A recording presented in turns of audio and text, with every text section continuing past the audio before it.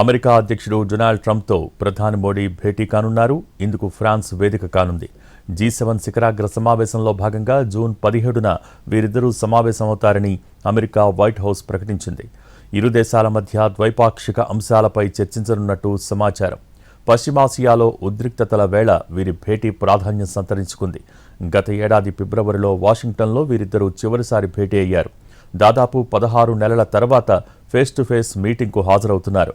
పశ్చిమాసియా యుద్ధం, చమురు దిగుమతుల భారం వేళ ఈ భేటీకి ప్రాధాన్యత సంతరించుకుంది. అయితే G7లో సభ్యదేశం కాకున్నప్పటికీ ఫ్రాన్స్ ఆహ్వానం మేరకు భారత్ ఇందులో పాల్గొంటోంది. వాణిజ్యం, ఇంధనం, వ్యూహాత్మక భాగస్వామ్యంపై చర్చించనున్నారు. భారత్ అమెరికా సంబంధాలపై కూడా కీలక చర్చ జరగనుంది. గ్లోబల్ అంశాలపై ఇద్దరు నేతల మధ్య మంతనాలు జరపనున్నారు. ఫ్రాన్స్, స్లోవేకియా పర్యటనకు ప్రధాని మోడీ బయలుదేరారు. ఈ సందర్భంగా ఎక్స్ వేదికగా ట్వీట్ చేసిన ఆయన ద్వైపాక్షిక చర్చలు, ప్రవాస భారతీయులతో సంభాషణలు సహా వివిధ కార్యక్రమాలలో పాల్గొంటారని, ఆర్థిక, సాంస్కృతిక బంధాలను పెంపొందించే లక్ష్యంతో ఇది కొనసాగుతుందని అన్నారు.